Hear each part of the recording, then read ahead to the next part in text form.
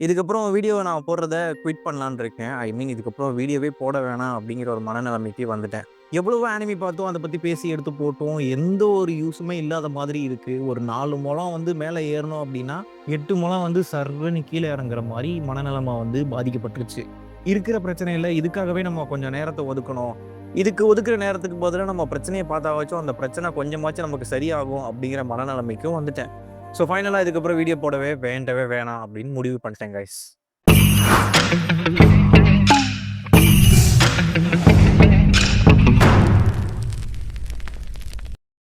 என்ன ப்ரோ சொல்ற? உண்மையாவான்னு கேட்டா, எஸ் இந்த ஒரு மனநிலைமையில தான் கொஞ்ச நாளாவே நான் வீடியோ போடாமலே இருந்தேன். நீங்க நோட் பண்ணியிருந்தீங்க அப்படின்னா கண்டிப்பா உங்களுக்கு தெரிஞ்சிருக்கும். ஸோ இப்படிப்பட்ட ஒரு சிச்சுவேஷன்ல தான் சும்மா Instagram ஸ்க்ரோல் பண்ணிட்டு இருக்கும்போது இந்த video. Like I'm gonna give up! You got me again, Fate, you big jerk! இத பார்த்து முடிச்சதுமே எனக்கு என்ன தெரியுமா தோணுச்சு? நம்ம நெறைய அனிமி சீரிஸ் பார்க்குறோம். நமக்கு புடிச்ச எல்லா ஹீரோஸுமே வந்து அவங்களுக்கு புடிச்ச ட்ரீம எப்படியாச்சும் கஷ்டப்பட்டாச்சும் அச்சீவ் பண்ணிடுறாங்க. நம்ம ஏன்டா அத பண்ணாம இப்படிலாம் யோசிக்கிறோமே அப்படின்னு தோணுச்சு. அனிமில வர கேரக்டர்ஸ் பார்த்து நம்ம பயங்கரமா இன்ஸ்பயர் ஆயிருக்கோம் அப்படின்னு சொல்றதெல்லாம் வெறும் வார்த்தையாவே இல்லாம, உண்மையாவே அத பார்த்து இன்ஸ்பயர் ஆகி அச்சீவ் பண்ணணும் அப்படிங்கிற ஒரு மனநெலைமைக்கு பூஸ்ட் அப் பண்ணதே இந்த சீன் தான். I almost gave up that time, but it's never happening again! Just you wait and see! And இந்த வீடியோ பார்த்து முடிச்சதுக்கப்புறம் எனக்கு தோணுன இன்னொரு விஷயம் என்ன அப்படின்னா, நம்ம பார்த்த அனிமில நெறைய சீன்ஸ் நமக்கு ரொம்ப புடிக்கும். ஸோ அப்படிப்பட்ட சீன்ஸ் எல்லாமே ஏன் நம்ம வீடியோவா எடுத்து போடக்கூடாது அப்படின்னு தோணுச்சு. அது ஏன் நம்ம இந்த அனிமில இருந்து ஆரம்பிக்கக்கூடாது அப்படிங்கிற மாரியும் தோணுச்சு. செம்ம மைண்ட் டிப்ரஷன்ல இருக்கும்போது ஆஸ்தா தானே நம்மள வந்து பூஸ்ட் அப் பண்ணான். ஸோ அவனோட ஒரு சீன நம்ம சொல்லியே ஆகணும் அப்படின்னு டிசைட் பண்ணதுமே, பிளாக் கிளவர்லேருந்து எனக்கு ரொம்பவே புடிச்ச ஒரு சீன இந்த வீடியோல நான் உங்களுக்கு சொல்றேன். அண்ட் இதே மாதிரி வீக்லி வீக்லி கண்டிப்பா ஏதாச்சும் ஒரு சீன பத்தி நம்ம இந்த மாதிரி பேசலாம். நான் பிளாக் கிளவர்லேருந்து எனக்கு ரொம்பவே பிடிச்ச ஒரு சீன பத்தி நம்ம பேசலாமா? பிளாக் கிளவரோட ஒரு ஒன்லைன் என்ன அப்டின்னா, எந்த ஒரு பவருமே இல்லாத ஹீரோவா இருக்கிறான். அவன் கூட இருக்கிறவங்க எல்லாருக்குமே ஏதாச்சும் ஒரு பவர் இருக்கு. அந்த பவர் வச்சு அவங்களும் குரோ ஆயிட்டே இருக்காங்க. நம்ம ஆளுக்கு தான் எந்த ஒரு பவருமே இருக்காது. ஸோ பவர் இல்லன்னா என்னடா நம்ம வந்து பிசிக்கலாவே ட்ரெயின் பண்ணி பயங்கரமா பவர பார்க்கலாமே அப்டிங்கிற மாரி ஆஸ்தா நெனச்சுக்கிட்டு, கொஞ்சம் கொஞ்சமா அவனோட பிசிக்கல் ஸ்ட்ரென்த்த வச்சு இம்ப்ரூவ் ஆயிட்டே இருக்கான். இன்னும் கொஞ்சம் மோசமான விஷயம் என்ன அப்டின்னா, ஆஸ்தா கூடயே ஒருத்தவன் வளர்ந்திருப்பான் யூனோ.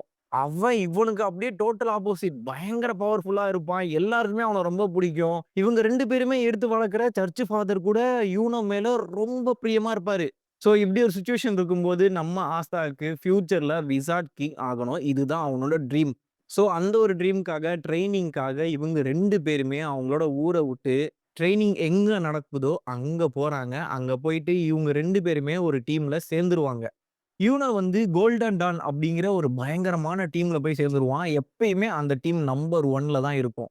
நம்ம ஆஸ்தா டீம்ல சேருவானா, மாட்டானா அப்படிங்கிற மாரி ஒரு இக்கட்டான சூழ்நிலையில இருக்கும்போது, பிளாக் புல்ஸ் கேப்டனான யாமிய வந்து, "டேய் வாடா என் டீமுக்கு" அப்படின்னு சொல்லி கூட்டு போயிருவாரு. 2 பேருமே 2 பேரோட டீம்ல இருந்துகிட்டு பயங்கரமா அவங்களோட கான்ட்ரிபியூஷன குடுத்து, டீமாவும் அவங்களோட செல்ஃபாவும் பயங்கரமா வந்து இம்ப்ரூவ் ஆயிக்கிட்டே இருப்பாங்க. இப்படி கொஞ்ச நாள் போயிட்டு இருக்கும்போது, அப்ப அந்த ஊர்ல பார்த்தீங்க அப்படின்னா, ஒரு பயங்கரமான செலிப்ரேஷன் ஒண்ணு நடக்கும். அந்த செலிப்ரேஷன்ல ஒவ்வொரு டீம்ல யார் யாரெல்லாம் பயங்கரமா வந்து பெர்ஃபார்ம் பண்ணியிருக்காங்களோ, அவங்கள கூப்பிட்டு வச்சு பாராட்டுவாங்க. இந்த ஃபெஸ்டிவல்ல தான் எனக்கு ரொம்பவே பிடிச்ச ஒரு பயங்கரமான சீன வந்து வச்சிருப்பாங்க. கோல்டன் டான் டீம்ல இருந்து நம்ம யூனோ அந்த ஸ்டேஜ்ல நிப்பான். பக்கத்துல விசார்ட் கிங்கும் நிப்பாரு. கோல்டன் டான் டீம்ல இருந்து ஒருத்தன் வந்துட்டானா, அதுவும் யூனோ இருக்கானா அப்படின்ட்டு ஆரவாரமா கைத்தட்டி கொண்டாடிக்கிட்டு இருப்பாங்க. அண்ட் கோல்டன் டான் பார்த்தீங்க அப்படின்னா, 1 பிளேஸ்ல இருப்பாங்க. 2ண்ட் பிளேஸ்ல யார் இருப்பாங்க அப்படின்னு கெஸ்ல இருக்காது. நம்ம பிளாக் புல்ஸும் வருஷம் வருஷம் கடைசி இடத்துல தானே இருக்கோம். இந்த வருஷமும் கடைசி தான் போல அப்படின்னா, ஆளுக்கு ஆளுக்கு டீம்ல இருக்க எல்லாருமே ஜாலியா சுத்திக்கிட்டு இருப்பாங்க. நம்ம கேப்டன் யாமி பார்த்தீங்க அப்படின்னா, அங்க கோமானத்தோட இருப்பாப்புல. மேல மட்டும் ஒரு ட்ரெஸ் போட்டிருப்பாரு. ஸோ இப்படிப்பட்ட நிலைமையில தான் அந்த அனவுன்ஸ்மென்ட் வருது. நம்பர் 2 யாரு அப்படின்னு. அந்த நம்பர் 2 யார் அப்படின்னா பிளாக் புல்ஸ். இத வந்து அங்க இருந்த ஊர் மக்கள் மட்டும் இல்ல. நம்ம டீம்ல இருக்கிற ஆளுங்களே வந்து நம்ப மாட்டாய்ங்க. எது நம்பர் 2வா அப்படிங்கிற மாரி ஆச்சரியமா பார்த்துக்கிட்டு இருப்பாய்ங்க. பிளாக் புல்ஸ்லேருந்து யாராச்சும் மேடைக்கு வாங்கடா அப்படின்னு கூப்பிட்டுக்கிட்டு இருக்கும்போது, அப்பன்னு பார்த்து கேப்டன் யாமி நம்ம ஆஸ்தா மண்டையில கைய வச்சு, "டேய் உன்ன தான்டா கூப்பிடுறாங்க" அப்படின்னு சொல்லி அவங்களோட யூனிஃபார்ம அப்படி மாட்டி விட்டு தூக்கி வீசுவாப்ல. ஆஸ்தா வந்து ஏர்ல பயங்கரமா டிராவல் பண்ணிக்கிட்டே இருப்பான். போச்சு போச்சு போய் முட்டிட்டு எல்லார் முன்னாடியும் அசிங்கப்பட போறேன் அப்படின்னு நெனச்சுக்கிட்டு இருக்கும்போது, கீழ யூனோ நிப்பான். அவன பார்த்து எப்படியாச்சும் நம்ம அசிங்கப்பட்டுற கூடாது அப்படின்னு சொல்லி அவனோட ஸ்வாட எடுத்து ஒரு செம்ம போஸ் குடுத்து பயங்கரமா லேண்ட் ஆகி, ஒரு மாஸ் மூவ்மெண்ட்ட கிரியேட் பண்ணி ஒரு ஷோகேஸ் பண்ணியிருப்பான் பாருங்க. அல்டிமேட்டா இருக்கும்.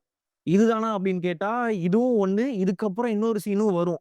இவங்க 2 பேரா? இவங்க 2 பேர்லாம் அந்த அளவுக்கு ஒர்த்தாடா? அதுவும் விசார்ட் கிங் கூப்பிட்டு குடுக்குற அளவுக்கு ஒர்த்தாடா? அப்படின்னு ஊர் மக்கள் ஃபுல்லா பேசிக்கிட்டு இருக்கும்போது, அப்பன்னு பார்த்து டக்குன்னு யூனோ, அவனோட பவர அன்லீஷ் பண்ணி ஆஸ்தாவ அட்டாக் பண்ண ட்ரை பண்ணுவான். கொஞ்சம் கூட யோசிக்காத ஆஸ்தா அவனோட ஸ்வாட எடுத்து அத நியூட்ரல் பண்ணி விட்டுருவான். உம்மால நான் பெரிய இவன் தான்டா. அங்க இருக்கிற ஒட்டுமொத்த பேரும் அப்படியே அரண்டு போயிருவாய்ங்க. இவங்க 2 பேரும் ஒர்த்து தான்டா அப்படிங்கிற ஒரு மனநிலைமைக்கு அவங்களும் வந்துருவாய்ங்க. இந்த ஒரு இடத்துல எல்லாருக்குமே ஒரு கொஸ்டின் இருந்திருக்கும். எப்புட்றா இவங்க 2 பேரு அப்படின்ட்டு. அந்த கொஸ்டின வந்து ஆமான்டா நான் பவர்ஃபுல் தான்டா அப்படின்னு ப்ரூஃப் பண்ணியிருப்பான் யூனோ. அவன் எவ்வளோ பவர்ஃபுல்லா இருந்தா என்னடா, நான் டிஃபெண்ட் பண்ணுவேன்டா அவன அப்படிங்கிற மாரி நம்ம ஆஸ்தாவும் பயங்கரமா ப்ரூஃப் பண்ணியிருப்பான். இந்த ஒரு எபிசோட்ல நான் இந்த 2 சீனுமே கொஞ்சம் கூட எதிர்பார்க்கல. இந்த 2 சீனையும் நான் பார்க்கும்போது, அப்படின்ட்டு ஃபுல்லா பார்த்து முடிச்சதுக்கப்புறம் கைய தட்டி 2 கெட்ட வார்த்தையில திட்டினதுக்கு அப்புறம் தான் மனசு ஏதோ ஜிலு ஜிலு ஜிலு ஜிலுன்னு இருந்துச்சு. ஆஸ்தா ஜெயிக்கும் போதெல்லாம் ஏதோ நம்மளே ஜெயிச்ச மாரி ஒரு ஃபீலும் குடுத்துச்சு. அண்ட் பிளாக் கிளாவர்ல இதே மாதிரி நெறைய சீன்ஸ் இருக்கு. இது எல்லாமே நம்ம வீக்லி ஏதாச்சும் ஒவ்வொரு எபிசோடா பார்ப்போம். அண்ட் அடுத்த வாரம் பார்த்தீங்க அப்டின்னா, இதே மாதிரி இன்னொரு சீன் ஒண்ணு இருக்கு. அந்த சீனும் எனக்கு ரொம்பவே புடிச்ச one of the anime scenes. And now நான் இப்போ சொன்ன இந்த பிளாக் கிளாவர் சீன் உங்களுக்கு பார்க்கும்போது எப்படி இருந்துச்சு அப்படிங்கிறத கீழ கமெண்ட்ல மென்ஷன் பண்ணுங்க. இல்ல ப்ரோ எனக்கு இந்த சீன் வந்து பெருசா இம்பாக்ட் இல்ல அப்படின்னு நினைச்சீங்க அப்படின்னா, அப்போ உங்களுக்கு பிளாக் கிளாவர்ல எந்த சீன் பயங்கர இம்பாக்ட்டா இருந்துச்சு அப்படிங்கிறதையும் சேர்த்து கமெண்ட் பண்ணுங்க. நவ் அடுத்த வாரம் வேற ஒரு அனிமில இருந்து வேற ஒரு சீன்ல பார்ப்போம்.